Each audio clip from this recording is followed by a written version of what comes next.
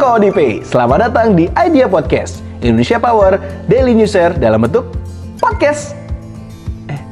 Emang daily ya?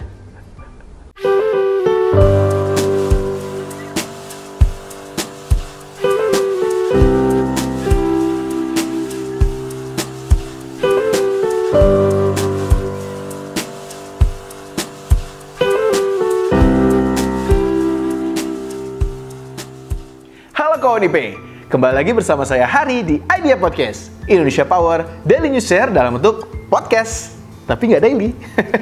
Nah, kalau kemarin saya udah bercerita tentang new normal dan apa saja tahapan new normal di IP, sekarang saya mau cerita tentang jenis-jenis masker.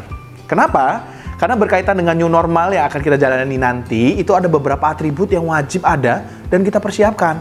Mulai dari hand sanitizer, kemudian ada disinfektan, dan salah satunya adalah masker.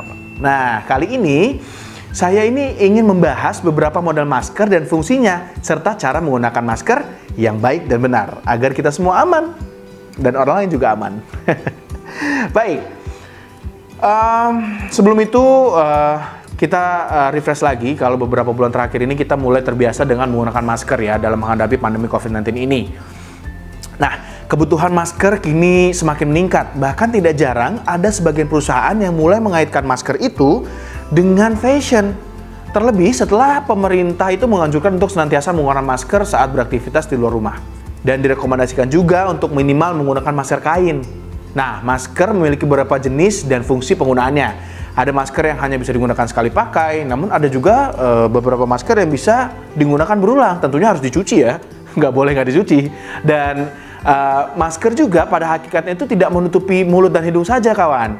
Namun salah satu fungsi masker ini untuk menghindari terpaparnya kita ataupun orang terdekat kita itu dari droplet yang keluar baik pada saat kita berbicara, batuk, ataupun bersin.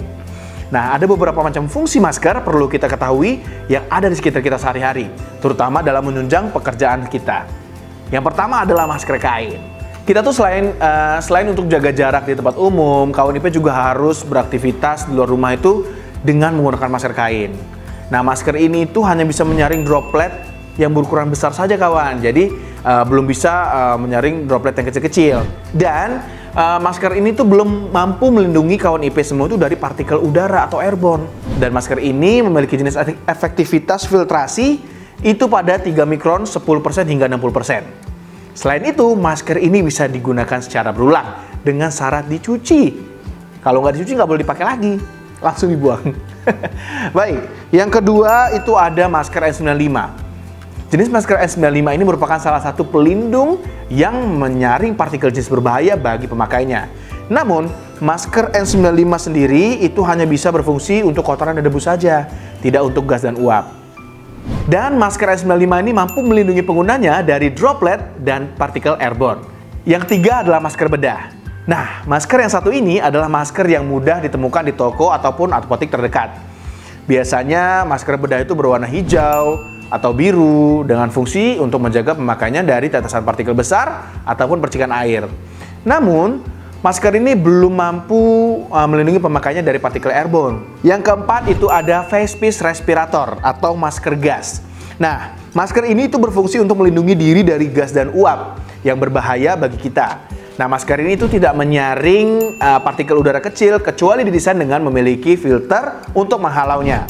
Nah, model masker ini tuh menutupi hampir seluruh permukaan wajah. Jadi nggak cuma hidung, mulut, dan dagu saja, tapi seluruh permukaan wajah. Dan biasanya didesain untuk melindungi penggunanya dari percikan besar dan kecil tanpa kebocoran. Dan efektivitas kerja masker ini hingga 99%. Dan masker ini bisa digunakan secara berulang setelah dilakukan disinfektasi sesuai dengan rekomendasi dari WHO. Nah, face piece respirator ini juga jarang ditemui sehari-hari karena memang biasanya hanya digunakan para pekerja di bidang gas atau pekerjaan dengan tingkat kontaminasi yang tinggi. Selain masker yang sudah saya sebutkan tadi, itu masih ada masker lainnya seperti N99, N100, P95, dan masih banyak lagi. Tapi kita lanjut dulu untuk tata cara pemakaian masker harian, baik yang kain maupun sejenisnya nih. Karena ternyata ada beberapa hal yang harus diperhatikan, mulai dari cara pemakainya. Kemudian ada hal-hal yang perlu dihindari saat menggunakan masker. Jangan melepas masker di dekat orang lain yang berada dalam jarak 1 meter. Bukan 1 semester ya, 1 meter. Kalau kita pakai masker yang basah, apalagi kotor, itu jangan sama sekali, karena itu dapat berakibat buruk bagi tubuh kita juga.